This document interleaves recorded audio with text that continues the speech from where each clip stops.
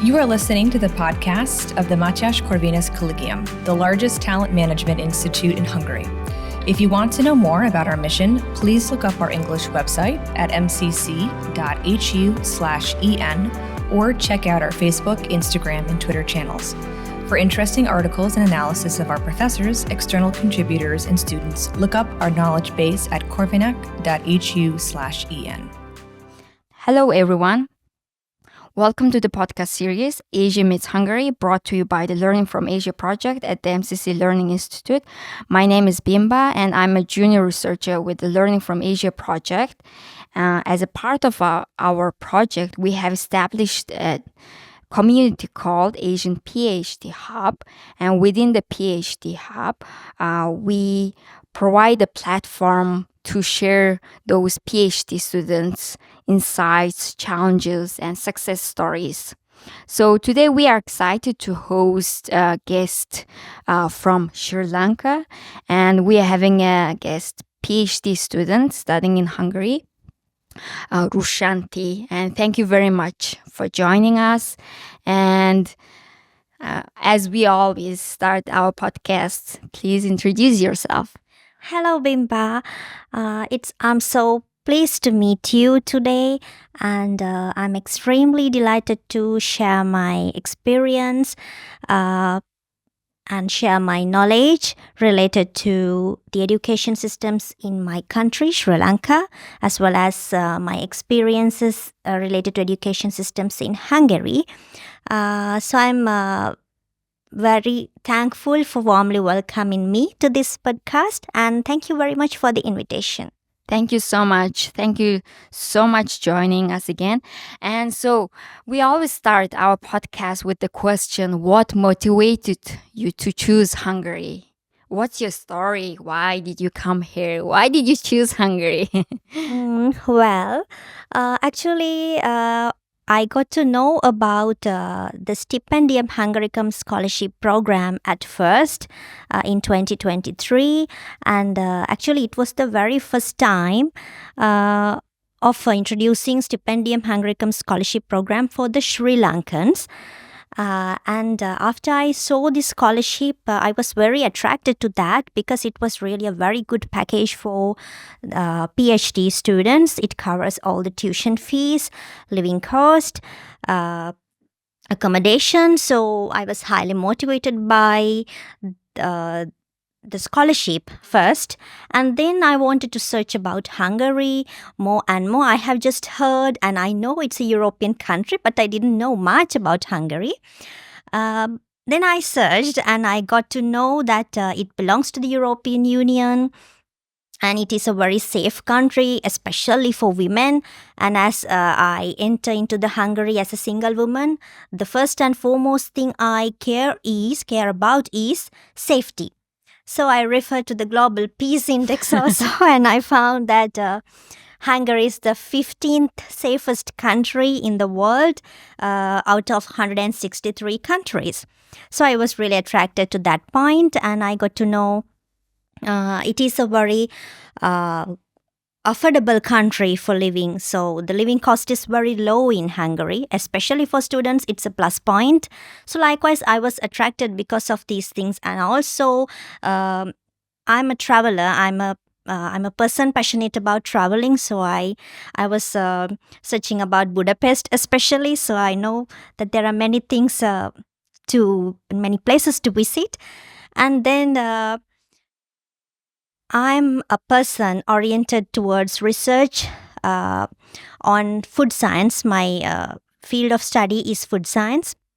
And then I found my research supervisor, and I got to contact him. I got to talk with him online through interviews, and I was very enthused about his previous research work, and he's an expert in the field of food science, especially food chemistry. So I was very interested in working with him and to study from him. So these were the main motivations for me to select Hungary to commence my PhD studies. And when you come to Hungary, what were the challenges you faced as an Sri Lankan student? The main thing was the language barrier. That's yes, of Yeah, I course, for think everybody. everybody will face that Yeah. problem. But I managed to learn some most important terms that are used in Hungary, and I tried to be familiar with those terms, and so I didn't get any discriminations here. I was happily living here. So that was the main thing and main challenge. And I think everything else was so smooth, and almost all the people I met so far were very friendly, and they helped me as much as possible, especially the students, Hungarian students who were speaking English. They did their best to help me by introducing me to the transportation methods, the food culture, and everything else about events, upcoming events, about conferences, and everything. They helped me about everything related to day-to-day life and also for the academic life. So I'm thankful for that. I think it was not so challenging for me except the language. I think I'm accustomed to the conditions here. Speaking of academic life, and what was your initial experience adapting to the academic life in Hungary? Was it different from your home country? And was it easy to adopt in Hungary in terms of the academic life? Mainly in Sri Lanka, the academic setup is little bit tough and a bit stressful. So we are used to adapt to academic life full of stresses. What So do you yeah, mean? we can work very hard. We are dedicated people. But here I see the academic setup is a little bit less stressful. The workload is in PhD, the workload is high, but as now I'm only in second year, I have finished the first year. In first year, we had mainly some coursework and less research work. In this coursework also, there was no big stress. The studies were mainly not passive approaches. That means in Sri Lanka, the teaching methods highly followed are the passive methods, but here it's mainly active learning methods. So I really appreciate it and I enjoy it a lot. For an example, the teachers used some discussions which involved our active participation. That used some techniques like reflective approaches, constructivism, and inquiry-based learning. So I appreciate them. And also we had some field visits. We had some individual assignments and reading work. And also some lab experiments to make us familiar with the laboratory setup. So likewise, these things were much more active and we enjoyed them a lot. But in Sri Lanka, when we were doing bachelor's and master's, they were usually conventional lectures, what we call passive learning methods. We had practicals and we had lab experiments and many things, but here I think I like the setup because we can really enjoy learning without making it a stress. So I like it, and it was not so difficult for me actually. So that's my experience related to my first year in PhD.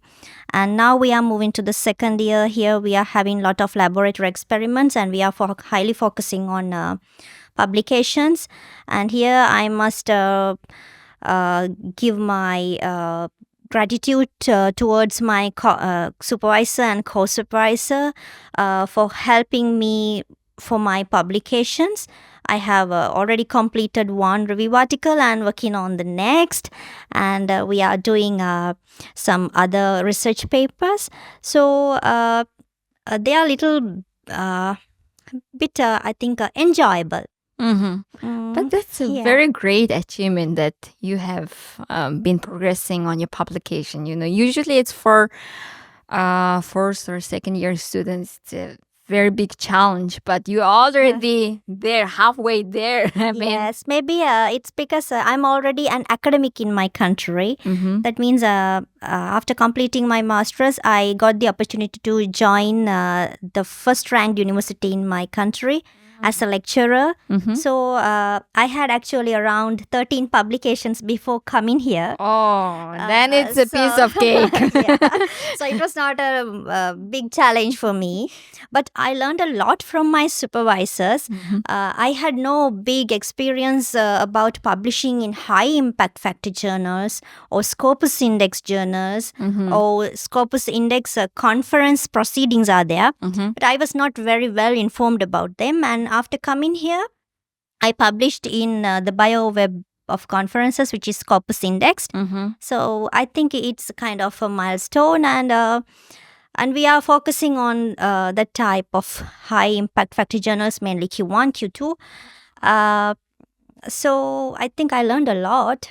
I improved a lot. But it's very impressive. I mean, it sounds so fantastic because you are already achieved a lot before your PhD, and even during your PhD you are like already aiming for this Q1, Q2 journals, and it's really fantastic. And you mentioned that you worked as a lecturer in your home country. Yes. So you were working in a university. How many years? For 3 years, I worked as a lecturer. And even now, I'm continuing my job because I'm on study leave to complete my PhD. And after that, I will serve again in my country in the same university. Wow, that's nice. I actually, I think this system is very common in Asia because my friends from Myanmar, my friends from India, they actually coming here to finish the PhD, then go back to the same position they had in their home country. So moving on to your home country. So you worked as a lecturer, you have graduated in your home country, you finished your... So we usually use a very different terms in my country. For example, we use primary education, then lower secondary education and upper secondary education. But from country to country, we get to use junior high school, senior high school. Yeah. But so here I'm going to use the term like lower secondary and upper secondary education term. So you finished your public schools from primary until the upper secondary education, and you worked as a lecturer. So speaking of this education system in your home country, let's start with the structure of the education system. How many years of education system do you have? Well, in my country, as you mentioned, we can categorize into main 3 phases the school education. The primary starting from grade 1 to 5, and then lower secondary from grade 6 to 9, and upper secondary from 9 to 11, and then collegiate level 12 to 13. 12 and 13. Okay. So after that, during this period, we have to face main 2 examinations, government examinations. At the end of grade 11, we will have the general certificate examination, ordinary level exam. Normally, students have to face 10 subjects in this exam, and after finishing grade 12 and 13, they have to face a GCE, General Certificate of Education, advanced level examination.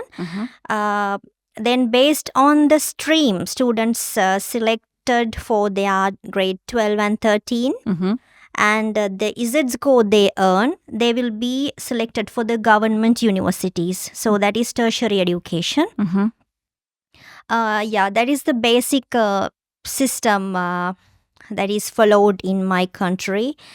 And I must mention, in my country, the whole school education is free. It's free education. Oh, Yes. until which year? From primary From to primary until collegiate level. Until the Wow. university, it's free education. bachelor's is free? Even for the bachelors, if you are selected to a government university, you don't have to make any payments related to tuition fees or anything. You just have a small registration fee, very affordable, very small amount. And also for the students with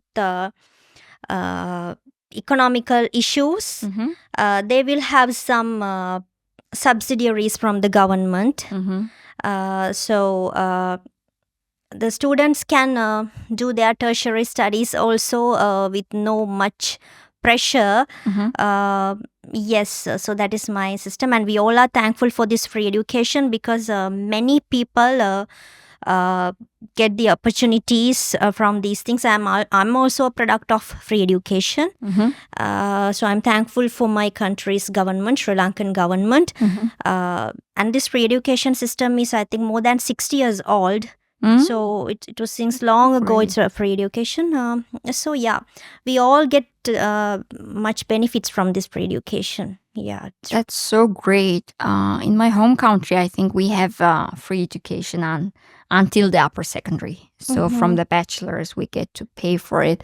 And I think Sri Lanka is one of the country that gives free education in the bachelor's years. Yes. And so I have graduated master's in India. So I know how the system is, at least in the case of masters.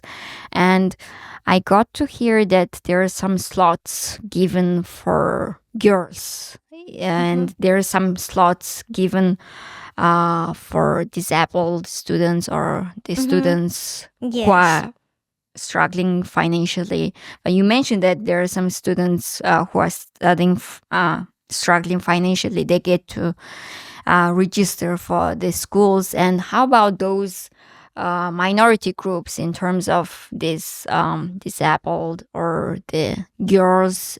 Is it given free? Is there any slots? Yes, yeah, there are special care units in most of the schools for disabled students. And well practiced teachers to take care of those students.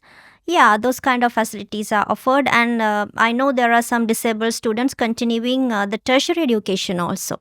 A very good support is given by the government for such kind of students. Yeah, that's actually very great to hear. Yeah. Actually, I'm very impressed. This is something probably our country should consider, I think, because we don't have such system.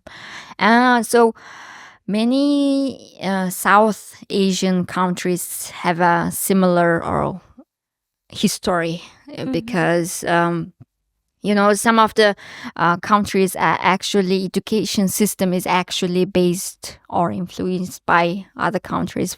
So what is the history in the education context in your home country? Mainly the school education system was first initiated in my country when the British were ruling my country. I think it was 1945. So initially the schools were totally English medium. And the main purpose of starting schools in my country was also educating English as a language for the people, for the Sri Lankans. But later they improved and they were changed, and schools were started to teach in official languages like Sinhala and Tamil, Sinhalese and Tamil. But however, we can see when they are developing the curriculum, there is an impact of this British law and also in subjects like history and social studies. The curriculum contains information about my country's history as well as other countries. So students get a very good knowledge about other countries, global knowledge even about World War and everything, geography. So likewise, I think it covers many things. It gives very good knowledge for the students. So it is not just based on national context. It covers something international. Yeah. And then there's no wonder that your country's majority speaks in English. Yes, of course. Okay. And so my next question is about we are a little bit going deeper into the public school system. So what age do you enroll in the primary education? And what age do you graduate the upper secondary education? Yes, normally grade 1 student is around 6 years old. So 6 years old to 10 years old students will be in the primary education. And secondary, it's from 11 to 16 years old. At the 16 years age, students have to face GCE ordinary level examination. So that is when they finish secondary education. And collegiate level from 16 to 18. 16 to 18, I see. Yes. And so now if you reflect on your if you reflect on your memory, I mean, if you recall your memory, when you were in public schools, how many students were there in one classroom? Or you can also reflect on your current memory. How many number of students in the one classroom? Yeah, mostly it is 30 to 35 students as an average. But I know in some classes there were 50 sometimes. 50? 50, Wow, that's yeah. a lot. In very big schools, normally they maintain that amount. But usually it's, we can say, on average, it's 35 to 40. And for one teacher? Yes, for one teacher. Wow. But normally in the regulations in my country, the pupils to teacher ratio that should be maintained is 22 or 23. But because of some conditions, but and I think population, it's very normal because most Asian countries, we tend to have like many students in one classroom. Yeah. I'm actually not surprised because it's same in my home country. And when I'm doing this podcast, many other countries has also similar situation because of this. Some students have a problem. Some students, some countries doesn't have enough schools. Because of those reasons, we get to have this increased number of students. And so you have one teacher, but there's many students. Then how is the workload for those teachers? How would you describe? But the thing is that the subjects are divided for many teachers. So normally our school timing is 7:30 a.m. to 1:30 p.m. So 7:30 a.m. to like 10:30 we have the first slot, and we will have 4 periods usually. That means each period, that means for each subject only 40 minutes is allocated. So one teacher will stay in the classroom up to 40 minutes, and if she is doing another subject she has to stay. But because of that short duration allocated for periods, I think they can manage it. And according to the degree programs that teachers have followed in their bachelors, usually they are given their subjects. But they have, and they can finish their daily work at 1:30 p.m. So they have more free times.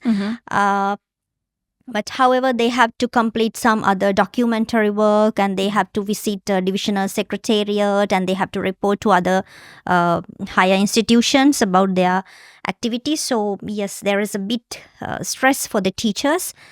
But however, because of that periods system practiced in schools, I think it's not a big problem. Actually, in our schools, we enjoyed our time there. We enjoyed a lot. Great. Yes. And how about the salary? What do you think? Is it enough for teachers, for her or his living condition? For school teachers, Earlier, the salary was not enough, according to my knowledge. But lately, there were good salary increments. I know it, especially for graduate teachers. They got a good allowance recently, and in upcoming years also, they will get more benefits. And also, I heard that there will be some changes in the method of recruiting teachers. They will make some changes. But however, even now, according to the degree programs that they followed, they will be recruited. They are recruited currently. And and there is also an exam to recruit teachers. But however, because of the age of teachers, the salary was not enough. We were thinking like that because they are at least they are 25 years or above, because they have finished their bachelor's. So that salary was not enough previously, but now it's good, and later it will be increased, I think. Okay, I see. And they have free times, and because after 1:30 they have free times. Most of the teachers engage in tuition classes. They are doing tuition classes. Which means is it tutoring? Yes, tutoring. We call them tuition classes. So they get some additional income also because of these tuition classes. And nowadays, tuition classes are highly popular in my country. And it's kind of a tragedy now. Why?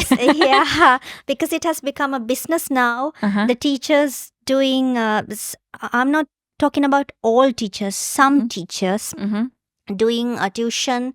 They focus on their classes, not on their school time, what they teach in the schools. Sometimes they encourage students to attend the classes. So that kind of problems have arisen when we refer to the past decade. When we were studying also, we attended tuition, tutorials, but that was not that much competitive, or it was not this much stressful. I see. Those days. And that tuition classes, are they paid? Yes, a lot. Of course. Students have to pay for the classes. And because of the huge competition among students and among parents, even among parents, there is a competition nowadays. That's how Asian parents are.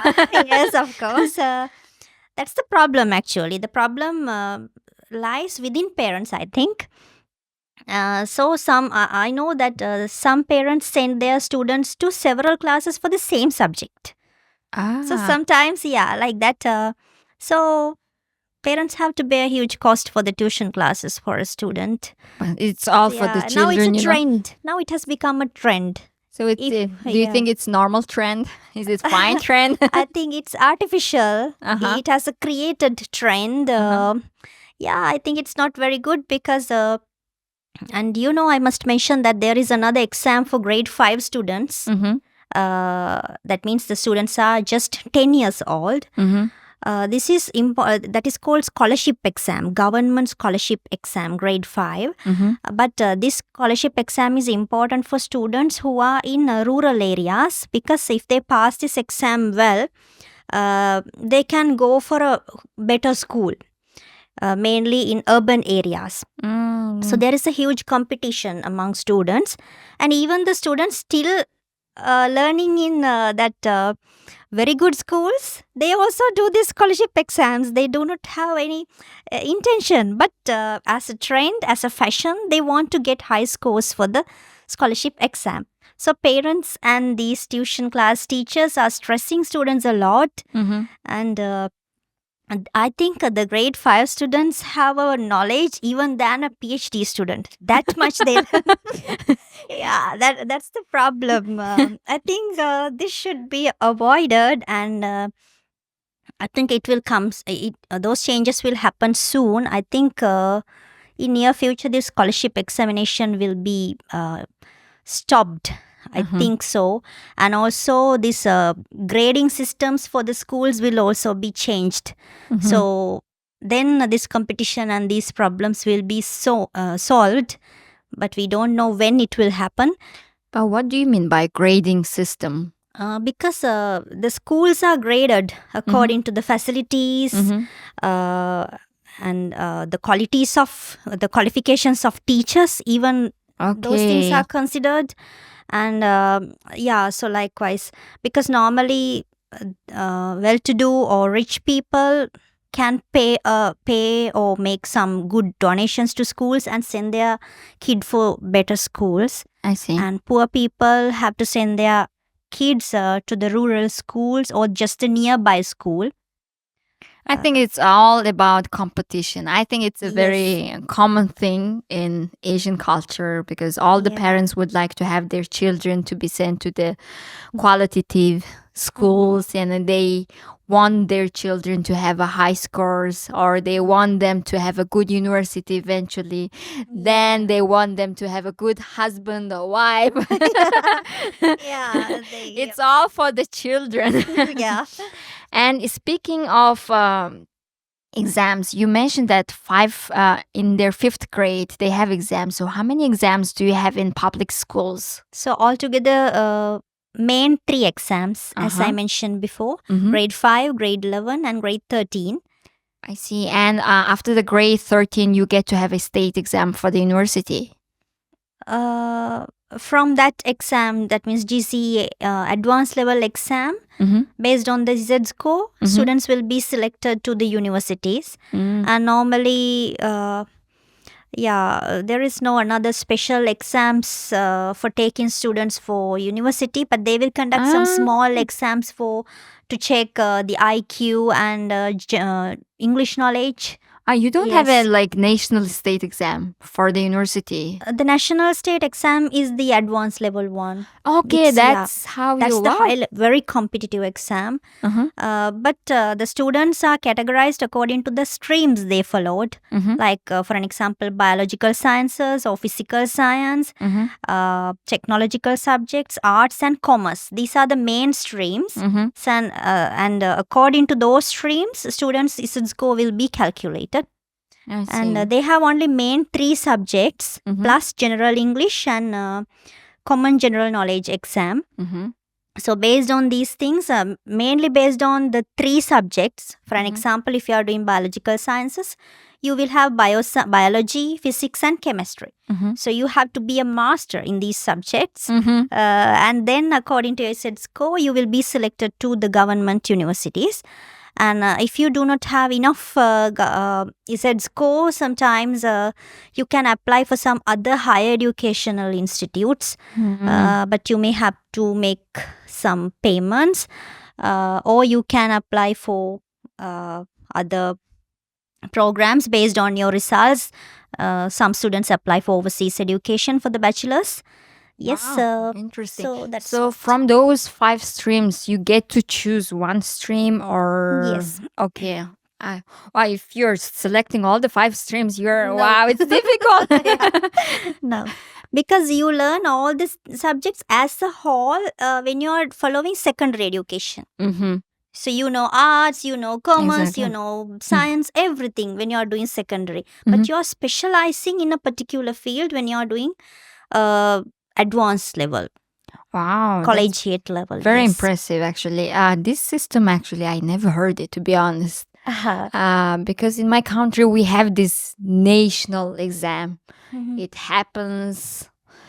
the registration process starts in the beginning of academic year, which is our academic year starts from September. So let's say from November or December, we start this registration down. Next year, July. It happens for 3 days. But from November until March or April, we get to select the subjects that we are going to majoring in. For example, if you select history, English, I think there was another social science subject, then you get to be in the class of international relation. So depending on the major, we get to select the subjects. So which sounds very totally different from your country system. So I think it's very interesting. And in terms of the classroom setup. So I'm aware that there are some students who are girls. They get to have a separate classroom, and some students, boy students, they get to have a separate classroom. So, but of course, depending on the country, we get to have this different system. So, how is it in your country? Well, the schools, there are some girls' schools and boys' schools. For example, I also attended to a girls' school. In my hall, grade 1 to 13, I was in a girls' school. So the disciplines are very high. The disciplinary requirements are very high in these girls' schools. That means, as I mentioned, our country is very traditional. So normally, girls' schools, the students in girls' schools are not allowed to make any contacts with boys during their schooling period. But there are some mixed schools. So in those mixed schools, 50% male and 50% female students are there. But even though we are in girls' schools, in tuition classes, we meet boys. Likewise, boys and girls are mixing. Yeah. Okay. Yeah, that's the thing. But so this is all about public schools. So when you're in your bachelor, master's, how is it? Is it still divided? No. No, it's mixed. Yeah, okay. mixed. Yeah. How's the access to education for girls and boys? What do you think in terms of public schools and in terms of university level, what do you think of it? I think there is no any discrimination. There is good equality in my country. Even for schools and university, they don't care much about whether it's a girl or boy. If it's a girl school, you can send your girl baby to that. So likewise, and for the universities also, there is no much competition. But depending on the subject stream, sometimes automatically for some subjects like engineering, there is that means boy students. There are many boys compared to girls. But in arts or biological science subjects, we can see more girls automatically selected. Yeah. How about the rural and urban area students? Do you think the disparity is different by the location? In rural areas, we can see there are some restrictions, some limitations for the girls. Sometimes, in some areas, there are some reported cases about safety issues, especially for girls. So some kind of issues have been reported from time to time. And I think one reason behind that is the education level of parents and their exposure to the society. Some people, so in rural areas, they do not let their girls to go, that means study further, or sometimes even to get good employment opportunities, they cut down or restrict those opportunities for girls. I see in some cases it happens. Do you have a caste system? The casting system? Casting system, yes, of course we have. Do you think it's happening because of the casting system? It's not because of casting always. It's, I think, just a common social thing limited to some areas, or sometimes even sometimes by religion. Sometimes, yes. For an example, if you take Muslim population, nowadays we can see some changes. Even Muslim girls go for their master's, PhD, or higher education. But earlier we could see that normally Muslim girls, they will, the maximum level of occupation that they go for is teaching, school teaching. They don't want to go higher than that, like that. So there were some restrictions earlier, much more restrictions, but now we can see the society is changing a little bit. Yeah, with globalization and changes of the knowledge level in parents, we can see some improvement lately. That's great. And speaking of the religion, you mentioned that you have people who are Buddhist, which was very interesting to hear to me honestly. So how's the majority of people? Do they believe in Buddhism or do they believe in Hindus or Muslim? The 70%, like 70 or 72% of our population is composed of Buddhists. So there is a high value for the Buddhism in my country, and also even government when formulating government regulations. Also, we consider about that. We always want to maintain that culture, Buddhist culture in our country. That's great. That thing. But we always respect other minor. Very multicultural. Yes, system. it's very multicultural, but we always respect others. That's very great. And so, in terms of this religion, do you have a different schools for different religion? Yeah, of course, we can see. Wow. If you take northern parts of my country, most of the schools are Hindu or Tamil schools, and in some areas where Muslim people are highly populating, that means with high population of Muslims, then there are some Muslim schools. Only Muslim people can attend, students can attend. The schools are there, Hindu schools, Buddhist schools. So does this mean that the national policy for education, do you have a different national policy from province to province or from religion to religion, from region to region? Is it just one national policy? It's just one national policy because all the laws and everything related to education are formulated by Ministry of Education, and but there are some divisions controlled by the province at provincial level.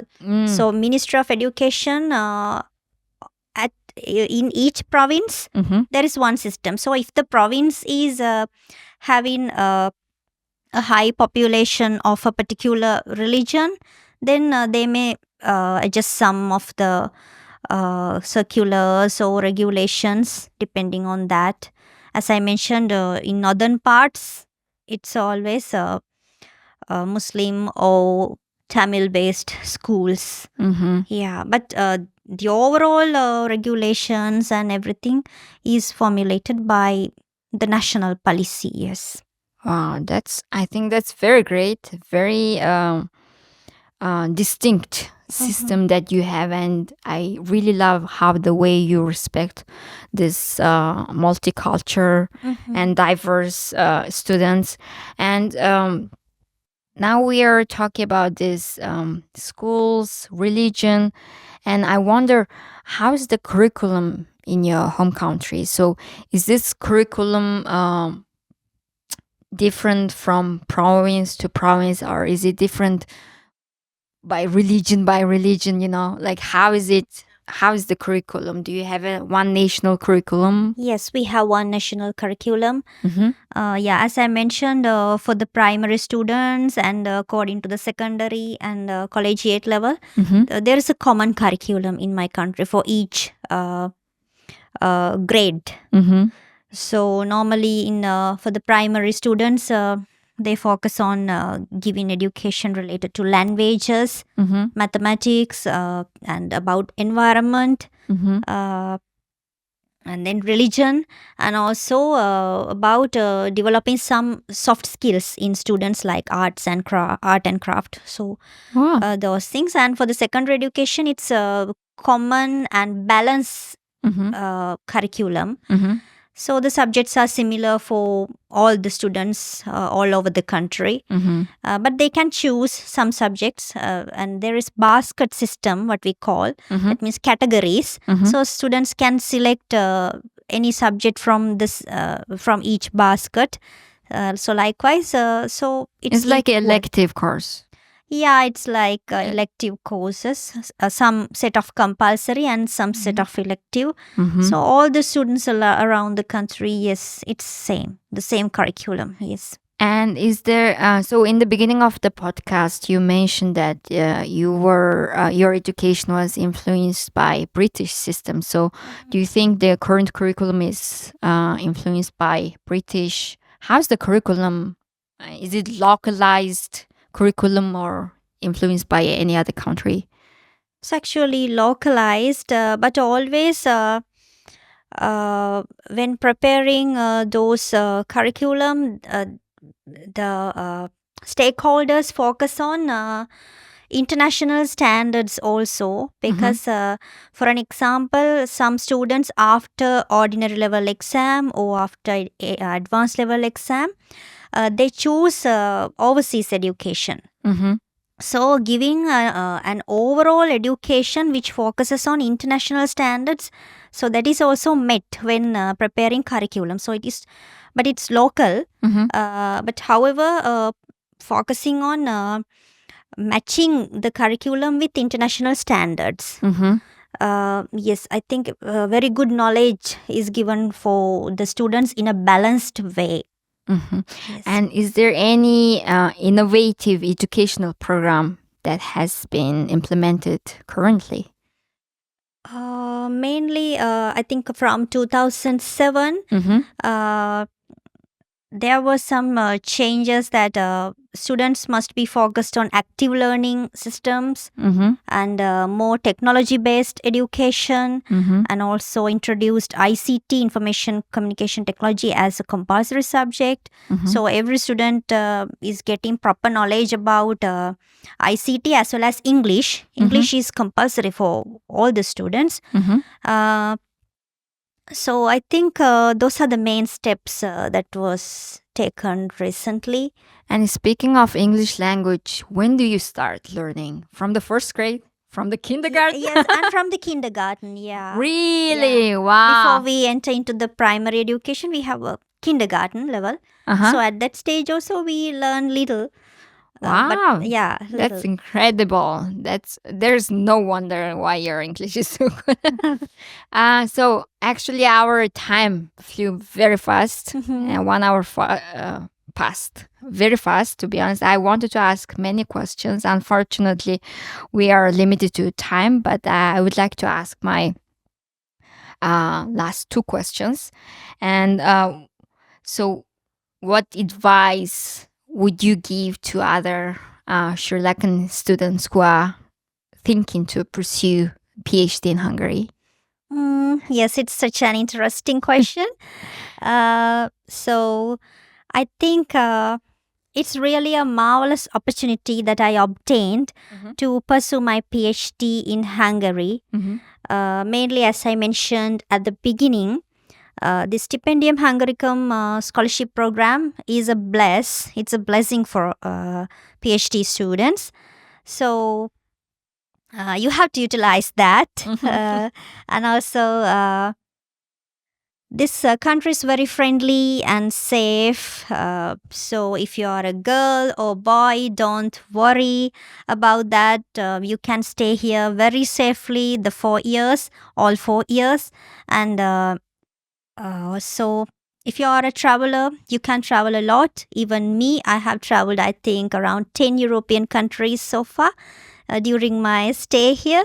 So I enjoyed it a lot. And in Hungary also, you can travel a lot. And many things are very cheap here rather than other European countries. If you want to settle for these 4 years, the best place is Hungary, I think. Of course, because if you spend 1 day in some other European countries, your cost would be very high. But here it's cheap. And as a student, you get a lot of benefits, especially traveling passes. There are many passes. If you are a student, it's very affordable. So I encourage you for that. And also the education system is very high quality. The higher education system follows EU regulations, European Union regulations. So the quality, you can get quality education in a safe and affordable environment and conditions. So I think this is the best that you can get and less stress. If you want to Oh, stay yeah. 4 years doing your PhD with no much stress, there is a stress, of course. Yeah, There is a stress exactly. when you're doing your research and writing your articles. It's a bit stressful, but not like in Asian context. If you Mhm. do a PhD in an Asian country, you will not have, I think, few minutes to stay away from your computer. Mhm. Because in our countries we always have the we always tend to work whole day. We don't have Yeah. some timings for ourselves. Yeah. Personal space is very low. Mhm.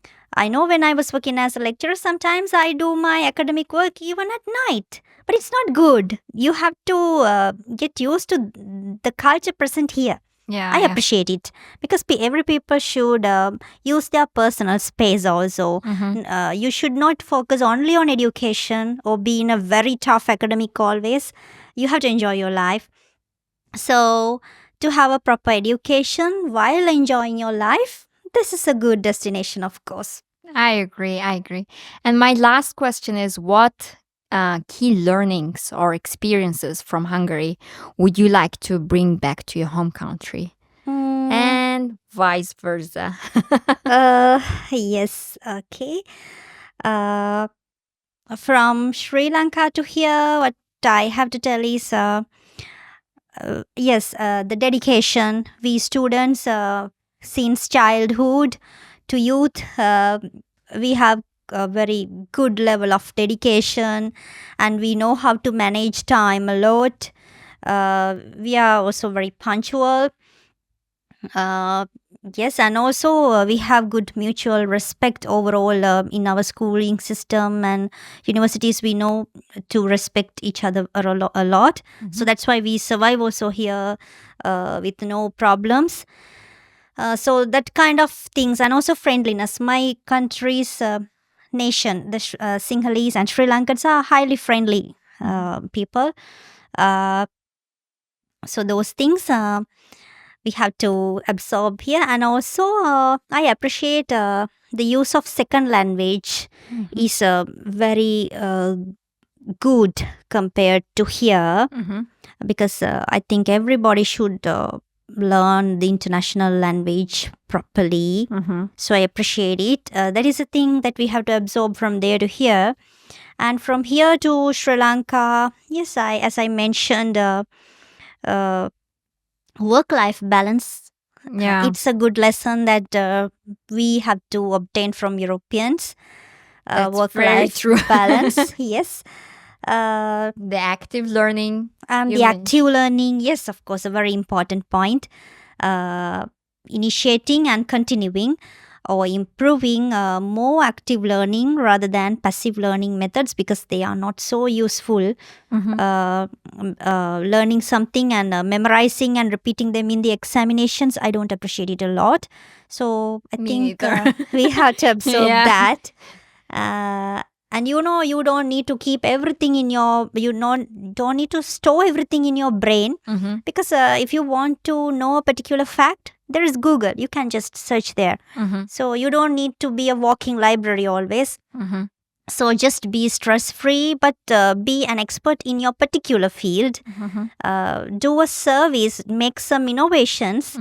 So that's what I have to tell. So these aspects are highly available in Europe. They do a lot of innovations. They do a lot of service to the society, but they are not always acting as walking libraries. So I think we have to absorb that. That's true. And here you can see the laboratory facilities are very high compared to Asian countries. And in Hungary, I have seen there is a concept, laboratory within a laboratory. That means it's a complex of laboratories. In my university also, it's like that. Inside a big lab, there is another small lab. Inside that, another small lab. So likewise, it's a complex of laboratories. That structure is so interesting, and the classification or the categorization of items and instruments, chemicals, everything in labs are very organized. I appreciate it. So I think when developing laboratories in my country, we have to follow this procedure or this method. It's very good because even we are new to the laboratories here. Now we know we are adjusted here, and it's very tidy, neat and tidy, of course, very organized. So I like it. And also using more ICT and more systems, softwares for academic activities. It's also very good. Here we have Neptune system, so we have to apply for exams, select the time slots, select the timetable. Everything applies through that. I think it's good because in Sri Lanka, students have to always adjust their timing according to the lecturers. Oh, It's very tough. yeah. And sometimes, students get stressed because of those things. Of course. Here, I think it's very flexible. So we should absorb that flexibility from here to there. I think that's all for now. I truly agree with that. And it's really my pleasure to talk with you. And thank you so much to joining this podcast. Actually, I got to learn a lot. And I hope our listeners enjoyed it. And I would like to give this last moment to you. And if there is anything you would wanted to say, but I didn't ask, or anything, you just, if there anything just you want to generally say, the floor is yours. As a whole, what I have to tell is I invite Sri Lankans and Asians to come to Hungary and adapt to the high quality education system here, and also enjoy your life. And also, vice versa, I invite other nations to my country also. And see, because it's having a very multicultural background, so very diverse population, and hospitality is very high. In both countries, the hospitality is good. So what I have to tell is I'm so happy in my stay in Hungary. And also I take this opportunity to thank you, Bimba, for inviting me for this podcast. And I hope I shared enough experience and knowledge with you to the audience. It was really great. You even went depth in my mind. And it was really interesting to hear how the education system is different from other countries, and how you have this different system for the national exam and different schools for girls and boys, and you even also reflect on the religion, and you have this multicultural, diverse system, or at least people. So I really appreciated this talk, and thank you so much. Thank you very us. much. Yes. Thank you. And good luck for the project Asia Meets Hungary. Thank you so much. Bye, everyone. Bye-bye. Thank you for listening to this MCC podcast episode. For further media content, please look up our English website at mcc.hu/en, or look for us on Facebook, Instagram, and Twitter. If you want to read more by our professors, external contributors, and students, check out our knowledge base at corvinus.hu/en.